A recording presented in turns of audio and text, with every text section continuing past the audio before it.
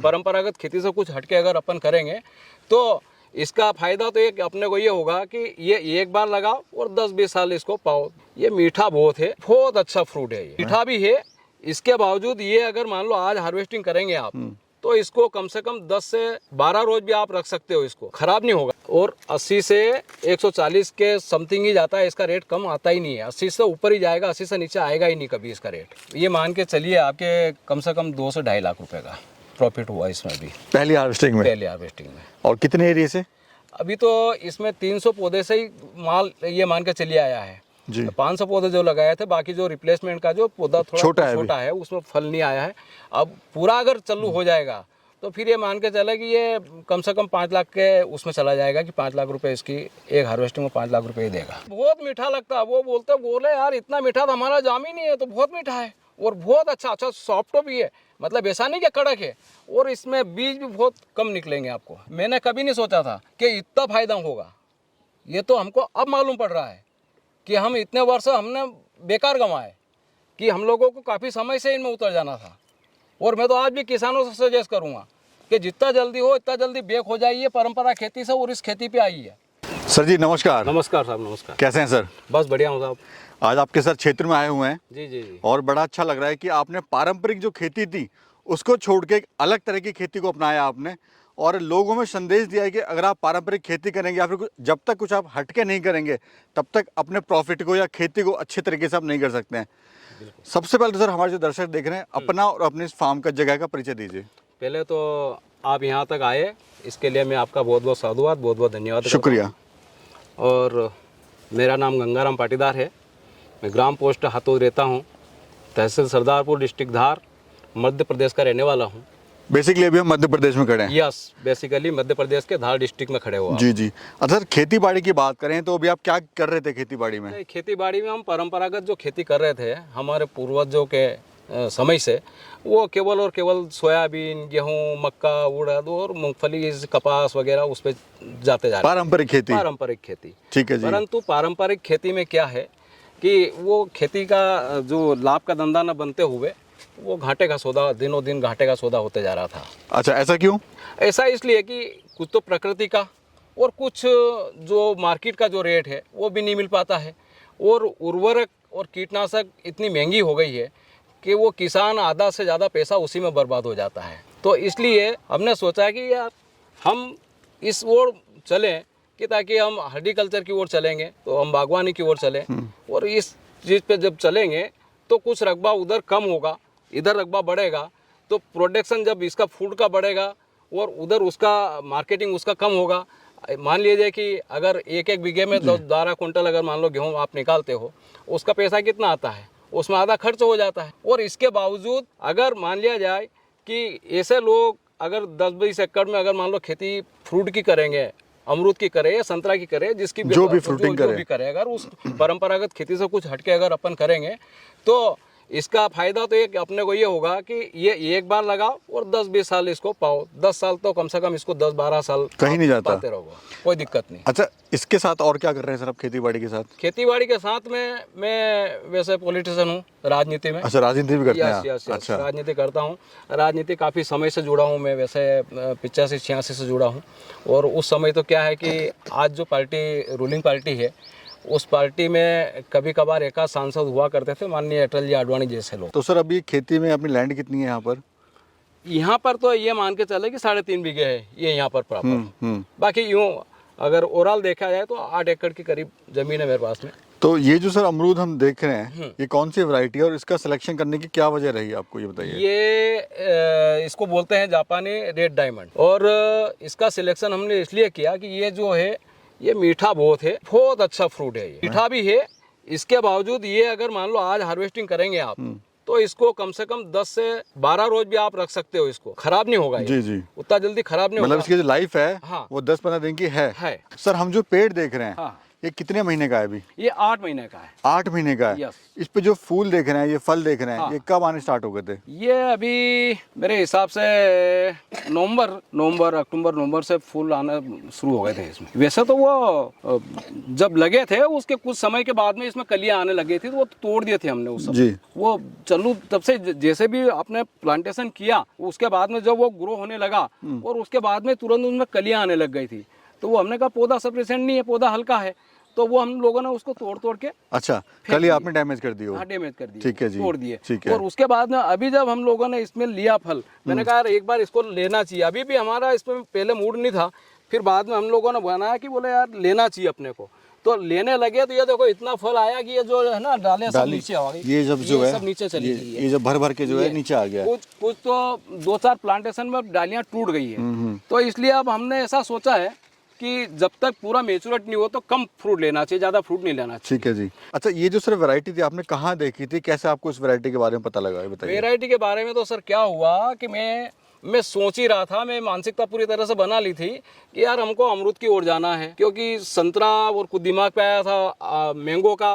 तो वो मैंगो में क्या है कि फल उसका झड़ जाता है और वो प्रतिवर्ष नहीं फल आता है उसमें। फिर उसको हमने हट के मैंने उसको चेंज करा, मैंने कहा यार अपने को ये नहीं करना है। फिर अमरूद के ऊपर मेरा दिमाग लगा, क्योंकि मैं क्या है कि राजनीतिक क्षेत्र में होते हुए जिले का जिला अध्यक्ष रहा, वो किसान मोर्चे का, भाजपा किसान मोर्चा का जिला अध्यक्ष रहा, तो पूरे जिले में मेरा जाना आना रहता था। अच्छा, अभी सर कितने पेड़ हैं अपने पास में, ये बताइए। ये 500 पेड़ है करीब। 500 पेड़। कितने उम्र के हो गए हैं ये 8 मंथ के हो गए। 8 महीने में हो गए। Yes yes. तो आप भी छोटा जो है पौधा लाए थे या बड़ा लाए थे? नहीं, छोटे पौधे आए थे, छोटे पौधे आए थे। हाँ, थैली में आए थे, छोटे पौधे आए थे और पौधे अच्छे थे। और सबनम नर्सरी से हमने ये पौधे को बुलवाया था, जो कलकत्ता है जी। और हमारा मैंने जब वो वीडियो देखा तो फिर मैं आपसे जो अपनी चर्चा चल रही थी कि राजोद वाले से मेरे को एक प्रेरणा मिली थी कि उनने ये बोला कि बोले आप अमरूद का बगीचा लगाइए। तो मैंने कहा ठीक है यार अपन अमरूद का बगीचा लगाते हैं। तो उनने कहा कि यार वीएनआर लगा लीजिए। फिर मेरे दिमाग पे आया, मैंने कहा यार वीएनआर तो इधर बहुत है, बाकी भी है,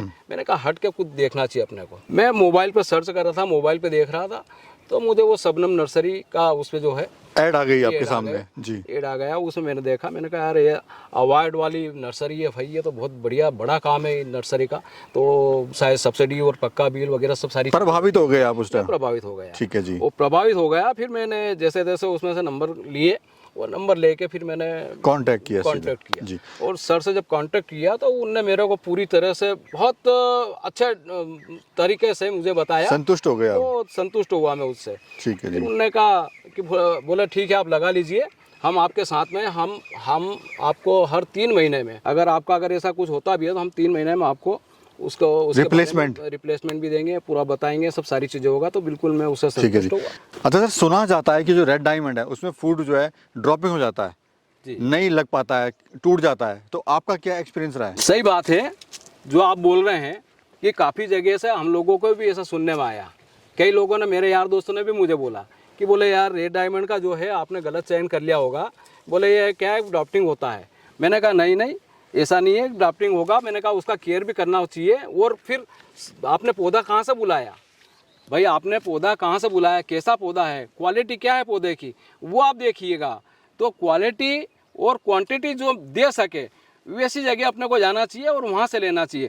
तो मुझे तो बड़ा अच्छा लगा। फिर मैंने सबनम नर्सरी से जो पौधे बुलाए हैं, और ये जो प्लांट आप देख रहे हो, ये प्लांट सबनम नर्सरी का प्लांट होकर, और इसमें जितने भी फ्रूट लग रहे हैं, अभी आप छोटे छोटे फ्रूट देख लो, ये फ्रूट लग रहे हैं, ये कहाँ गिर रहे हैं। अगर कोई बोल रहे हैं कि गिर रहे हैं तो अभी तो गर्मी चल रही है, ये छोटा नीचे भी नहीं पड़े ना सर, अगर नीचे भी गिरे होते तो नीचे दिखाई देते। तो इसलिए रेड डायमंड में ऐसा नहीं है कि ड्राफ्टिंग होता है या वेराइटी खराब है, वेराइटी खराब नहीं है, पर बट क्या है कि आपको सही चुनाव करना पड़ेगा, सही नर्सरी का चुनाव करना पड़ेगा, सही पौधे का चुनाव करना पड़ेगा। तो रेड डायमंड भी बहुत बढ़िया वेराइटी है और बहुत मीठा है, बहुत अच्छा है। तो सर अभी तक कितने आप एवरेज फर्स्ट हार्वेस्टिंग से इसमें जो है अमरूद ले चुके हो आप? अभी हमने पिछली बार इसमें से कुछ हार्वेस्टिंग की थी, तो ये मान के चले कि 100 केजी हम लोगों ने निकाल लिया था। जो पहली हार्वेस्टिंग थी आपकी? पहली हार्वेस्टिंग। कहाँ बेचा सर आपने ये? मैंने दिल्ली भेजा था। दिल्ली आज़ादपुर मंडी? आज़ादपुर मंडी। तो क्या रेट पड़ा सर? 140 रुपये पर केजी।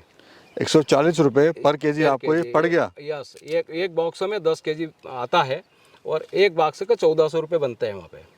वो और 80 से 140 के समथिंग ही जाता है, इसका रेट कम आता ही नहीं है। 80 से ऊपर ही जाएगा, 80 से नीचे आएगा ही नहीं कभी इसका रेट। तो सर ये जो आपने मंडी में बेचा 140 रुपए के हिसाब जी। से आज़ादपुर मंडी, जी। तो ऑल ओवर कैलकुलेट करें तो कितना इसमें आपको बेनिफिट हुआ? ये मान के चलिए आपके कम से कम 2 से 2.5 लाख रुपए का प्रॉफिट हुआ इसमें भी, पहली हार्वेस्टिंग में। पहले हार्वेस्टिंग में। और कितने एरिया से?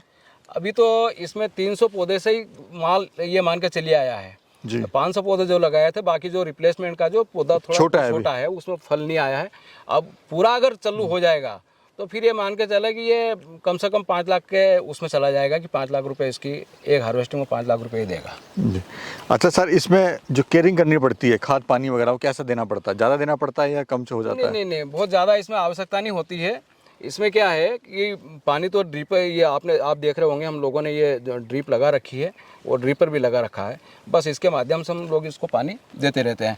उसको ये जो निंदाई गुड़ाई करवाना होती है, कभी कभी हम लोग निंदाई गुड़ाई इसमें करवाना पड़ती है, मजदूरों से निकलवाना पड़ता है। इजीली है, कोई बहुत बड़ी बात नहीं है इसमें। और किस महीने में लगाया जाता है सर ये जून में लगाओ, जून जुलाई में अगर लगेगा तो बहुत बढ़िया रहेगा, क्योंकि उधर गर्मी ज़्यादा टेम्परेचर रहता है या अप्रैल में। और टेम्परेचर तो आपके यहाँ भी बहुत ज़्यादा है। बहुत ज़्यादा है, पर अभी तो टेम्परेचर है, पर ये जब लग चुका है ना, अब कोई समस्या नहीं है। मतलब पौधे को ग्रो होने में थोड़ी समस्या आती है, अगर मान लो मई जून में लगा लिया, मई में लगा लिया तो, पर हम लोगों ने लगा लिया। ये क्या है कि अगर मान लो जून जुलाई में अगर लगेगा, जून में लगेगा तो बहुत अच्छा रहेगा, गर्मी से बच जाएगा, थोड़ा गर्मी से बच जब जाएगा। स्ट्रॉन्ग पौधा हो जाएगा तो झेल लेगा, बिल्कुल बिल्कुल। बारिश जब ये ले लेगा पूरा, फिर ये इधर ऋतु का जो समय है ये ले लेगा, तो इसमें बहुत अच्छा हो जाएगा। ये देखो ना कितना बढ़िया हो रहा है। अच्छा सर, जैसे जो लोग पहले आपको बोल रहे थे कि भाई कौन सी वैरायटी तुमने लगा ली, गलत लगा ली है, कहाँ से पौधा ले लिया, तो वो अब लोग क्या बोलते हैं? वो पूछते हैं कि यार आपने कहाँ से लिया था और कितने में लाए थे। हमने उनको बताया, मैंने कहा यार वहाँ से लाए थे और इतने। बोले हमको बुलवाना है। मैंने कहा बुलवाना है तो ठीक है, आप उनके संपर्क में करिए। मैंने कहा फ़ोन नंबर हम आपको दे देते हैं, आप उनसे बात कर लीजिए और बुला लीजिए पौधे। यानी जो किसान भाई पहले मजाक उड़ा रहे थे आपका खेती का, इसके पूरे बगीचे का, वो अब लोग कहते हैं कि हमें भी लगाना है। बहुत मीठा लगता है। वो बोले यार इतना मीठा तो हमारा जाम ही नहीं है, तो बहुत मीठा है और बहुत अच्छा सॉफ्ट भी है। मतलब ऐसा नहीं कि कड़क है, और इसमें बीज भी बहुत कम निकलेंगे आपको, मुलायम बेसिक। हाँ बहुत कम और बहुत इतना मुलायम। जी। हाँ, कोई भी खा सकता है इसको। सर अभी हम जानना चाहते हैं, जो ऑल ओवर जो नर्सरी से आपने पौधे लिए, शबनम नर्सरी से, कैसा रिस्पांस आया और कैसा लगा आपको उनके साथ में काम करके? नहीं, मुझे बहुत अच्छा लगा और अच्छा रिस्पांस मिला। मुझे तो ये है कि मैं समझ ही नहीं रहा था कि यार ये मुझे रिप्लेस भी भेजेंगे या नहीं भेजेंगे, परंतु आप मानेंगे नहीं कि उनने जैसे भी रिप्लेस भेजा, मुझे 2 बार फ़ोन लगाया। बोले सर, बोले अभी गाड़ी आज नहीं निकल पा रही है और वो गाड़ी निकल गई है, वो इसलिए बोले आपको 8 रोज़ में वहाँ भिजवा दिया जाएगा। उनने फिर भिजवाया, जो बोला वो किया। अब मुझे ये बताइए सर, जैसे आपने इसको शुरू करने से पहले, जब धान की खेती या आप नॉर्मल जो खेती कर रहे थे पारंपरिक, आपने कभी सोचा था कि इस खेती से मैं इतना कमा पाऊंगा इतनी छोटी जगह में, कम इन्वेस्टमेंट से? मैंने कभी नहीं सोचा था कि इतना फायदा होगा। ये तो हमको अब मालूम पड़ रहा है कि हम इतने वर्ष हमने बेकार गंवाए, कि हम लोगों को काफ़ी समय से इनमें उतर जाना था। और मैं तो आज भी किसानों से सजेस्ट करूँगा कि जितना जल्दी हो इतना जल्दी ब्रेक हो जाइए परंपरा खेती से और इस खेती पे आइए, तो एक अपना एक मुनाफा का काम होगा और फिर जाके आप बोल सकते हो कि खेती मुनाफा का धंधा है। यानी ऑल ओवर अच्छी डिमांड है मार्केट में, लेकिन सही पेड़ का चुनाव करना पड़ेगा, सही नर्सरी का चुनाव करना पड़ेगा, प्लस जिससे आप माल ले रहे हो उसका सपोर्ट आपके साथ कितना है, ये बड़ी इंपॉर्टेंट चीज है, क्योंकि मार्केट में फ्रॉड लोग भी बहुत बैठे हुए हैं। बहुत बैठे साहब। कम से कम ये जो नर्सरी है, शबनम नर्सरी जो है, गारंटी चीज़ है, आपकी गारंटी वाली नर्सरी है।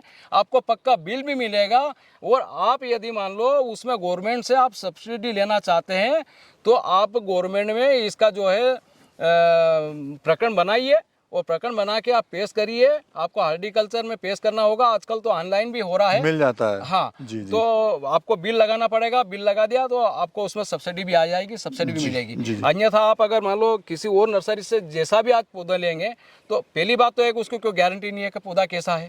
अब आपने लगा तो लिया, पता कब लगेगा? पता लगेगा आपको 8 महीने बाद। मेरे इसमें तो फूल नहीं आए, उसमें फ्रूट नहीं आ रहे हैं, या वो अलग टाइप का पौधा निकल रहा है, तो वो फिर आपको पछताना पड़ेगा, फिर आपको निकालना पड़ेगा। इसलिए पहले से जो आप चयन करें तो उस पर आप एक बार नहीं 10 बार चिंतन मनन सब सारी चीज़ें करें, उस पर विचार करें, उसके बाद में फिर आप उसका चयन करें, तब जाके तो किसान भाइयों, इस वीडियो के द्वारा हमें ये सीखने को मिलता है कि जब तक आप पारंपरिक खेती करेंगे उसमें लाभ आपको नहीं मिलेगा। अगर आप कुछ अच्छा करना चाहते हैं, कुछ अच्छी कमाई करना चाहते हैं, तो जैसे सर ने रिस्क लिया या फिर सर ने हिम्मत करी, आपको भी करना पड़ेगा और सही लोगों का आपको साथ में लेके चलना पड़ेगा, तभी आपको सफलतापूर्वक आप खेती कर सकते हैं और अच्छी खासी आमदनी आप ले सकते हैं। चलिए, शुक्रिया सर, और मिलेंगे फिर एक और जर्नी में, फिर एक और खूबसूरत यात्रा के साथ में। तब तक के लिए जय हिंद। नमस्कार।